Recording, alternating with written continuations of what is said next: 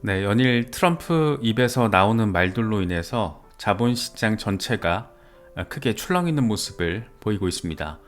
비트코인은 8만 달러가 지금 깨지면서 아슬아슬한 구간에 자리를 하고 있고 주요 메이저 알트들도 역시 흐름이 상당히 좋지 않습니다.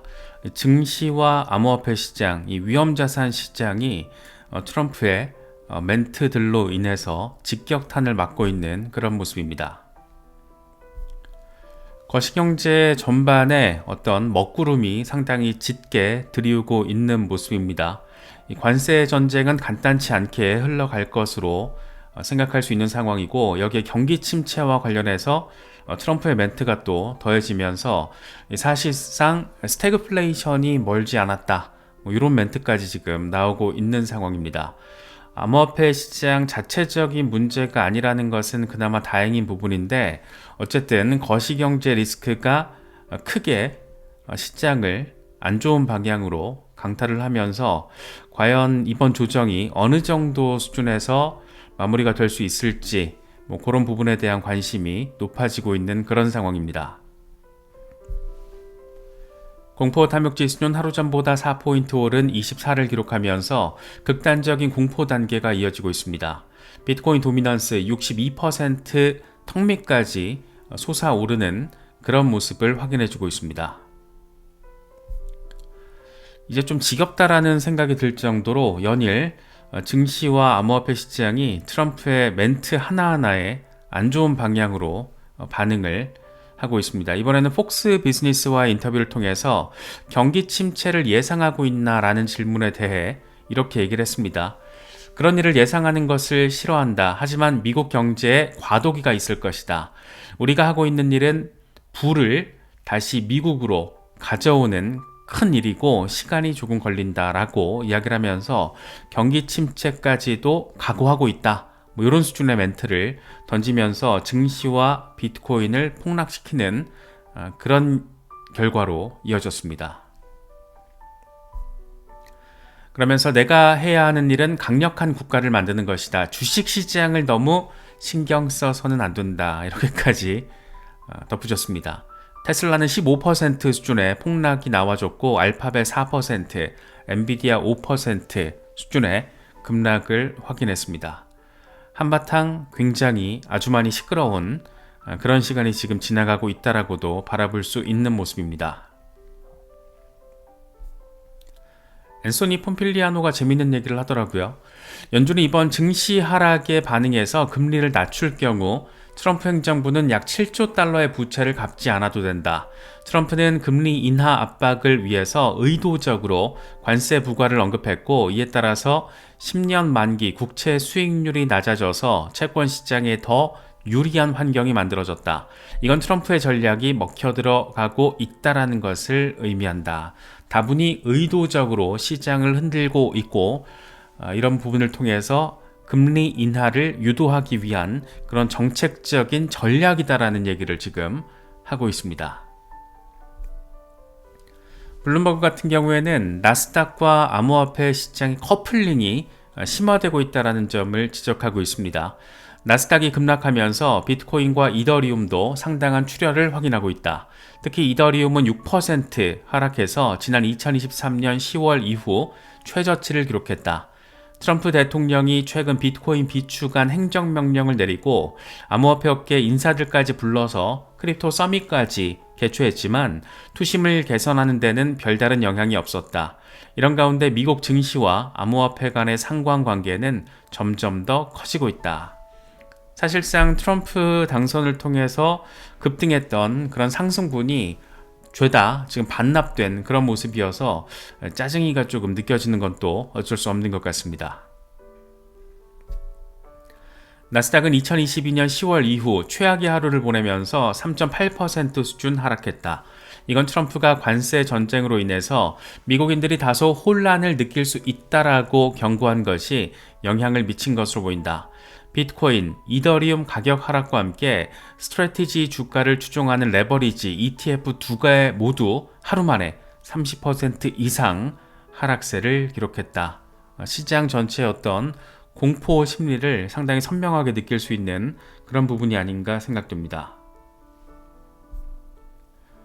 24시간 동안 정말 줄줄 흘러내린 그런 상황이 지금 이어지고 있습니다. 이더리움도 6%대, XRP도 4% 이상, 솔라나 6%대 어떤 급락세를 보여주면서 전체적으로 시장 자체가 거시경제 리스크로 인해서 흔들리고 있다는 점도 꽤나 선명하게 느낄 수가 있습니다. 닥터 프라핏은 이렇게 얘기합니다. 만약 경기 침체가 비트코인을 제대로 때린다라면 최대 고통 지점은 5만 달러 부근이 될 것이다. 하지만 그 정도가 아니라면 바닥은 7만에서 7만 5천 달러 범위로 예상한다. 이번 주 CPI가 가장 중요하다라고 이야기를 하고 있습니다. 안 그래도 인플레이션 주간인데 바로 CPI 발표 직전에 트럼프가 지금 시장을 흔들어 놔서 과연 어떤 방식으로 또 시장의 흐름이 이어질지 단기적인 핵심 관전 포인트가 되어버렸습니다.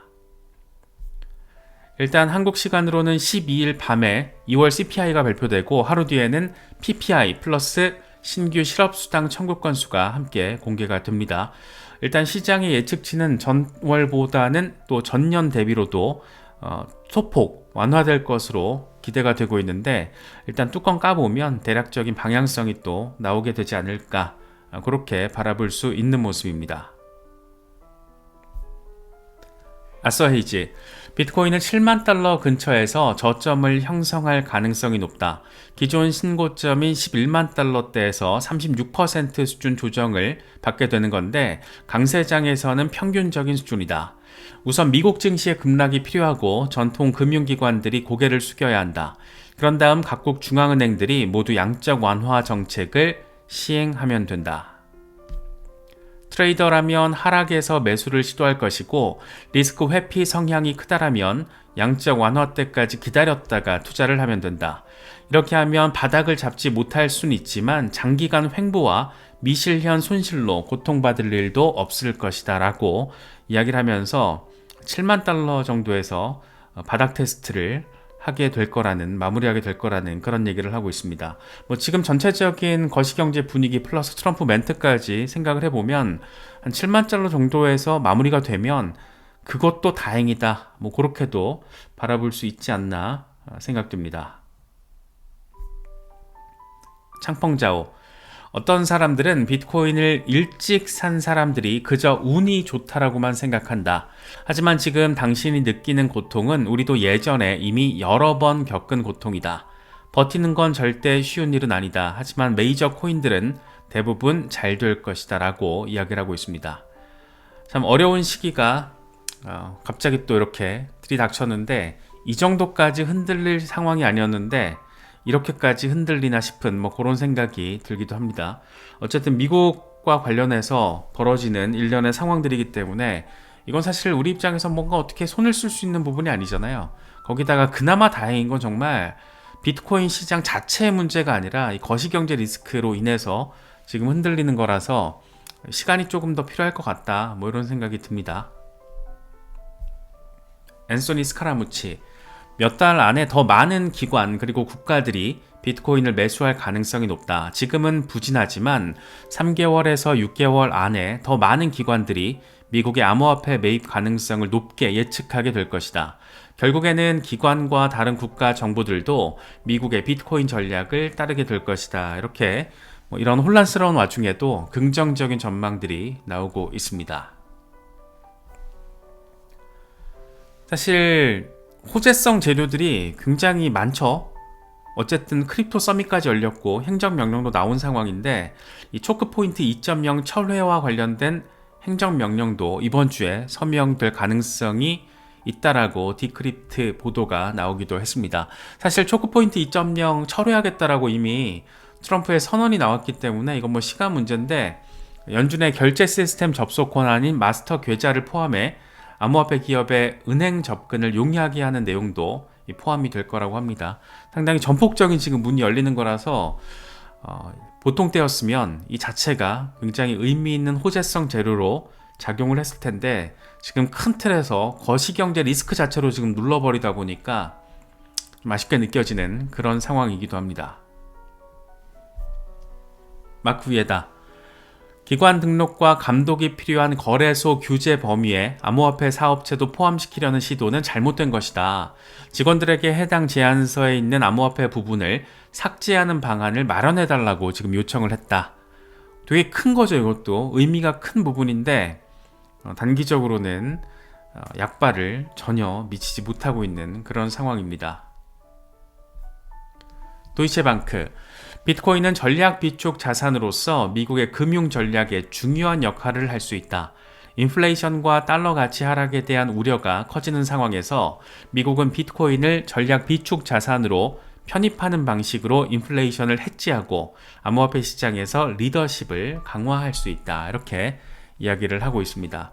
일단 관세 리스크 플러스 금리 인하 결정이 내릴 때까지, 그러니까 앞으로 한 두세 달 정도가 좀 혼란스러움이 이어지게 되지 않을까, 그런 생각이 들기도 합니다.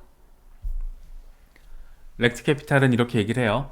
조정이 이 사이클의 일부라는 것을 이해하기 위해서는 이전 사이클까지 볼 필요도 없다. 이번 상승장에서도 되돌림은 지속적으로 반복됐었다. 대체로 마이너스 22에서 마이너스 32%까지 바라볼 수 있는데, 지금 딱 이제 30% 언저리까지 플러스 마이너스 빠지고 있는데, 과연 어느 정도 선에서 마무리가 될지, 앞서 아서 헤이지의 말처럼 7만 달러 수준에서만 리테스트가 잘 된다라면 그것도 다행이 아닌가, 그런 생각이 자꾸 드는 건 또 어쩔 수 없는 것 같습니다. 크립토 타이탄, 비트코인은 M2 공급량을 따라가는데 보통 70일 정도 뒤처지는 모습을 보여왔다. 이런 상관관계가 유지된다라면 5월 정도에 비트코인 가격이 훨씬 더 높은 수준에 거래될 수가 있다. 지금 M2 통화 공급량이 저점에서 고점으로 올라선 모습을 확인할 수가 있는데, 이게 보통 70일 정도, 2달 정도 기간이 지연된다라는 거죠. 2달 정도 늦게 따라간다라는 얘기를 하고 있는데, 얼추 이제 두세 달 뒤면은 금리 인하가 단행될 가능성이 있기 때문에 그런 부분들과 잘 맞물려서 어쩌면 어려운 서머가 아니라 상당히 뜨거운 여름이 될 수도 있지 않을까, 그런 생각이 들기도 합니다.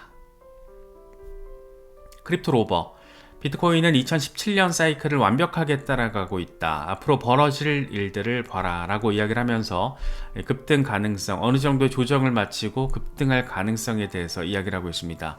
지금 이제 약세장으로 전환됐다, 이렇게 단정적인 그런 분석들도 나오고 있는데, 적어도 지금 강세장 진행되고 있고 강세 사이클 중에 흔히 발생하는 그런 수준의 조정이다 라는 점을 지금 강조하고 있다라고 바라볼 수가 있습니다.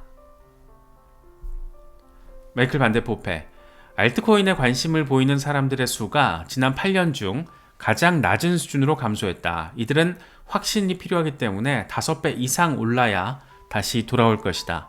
우리는 지금 시작 단계에 있는 몇 안 되는 운 좋은 사람들이다.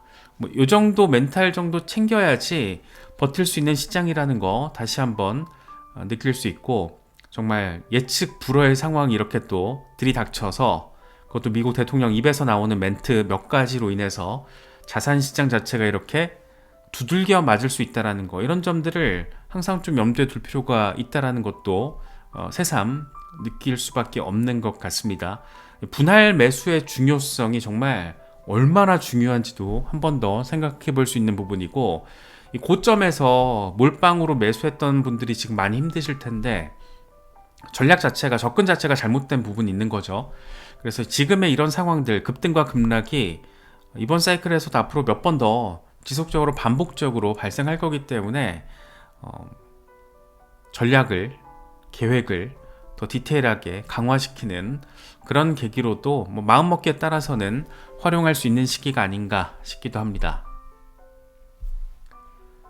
상당히 어수선한 흐름들이 이어지고 있는데, 이럴 때일수록 멘탈 케어, 멘탈 관리 잘 하시면서 전략적이고 계획적으로 대응하실 수 있으면 좋겠습니다.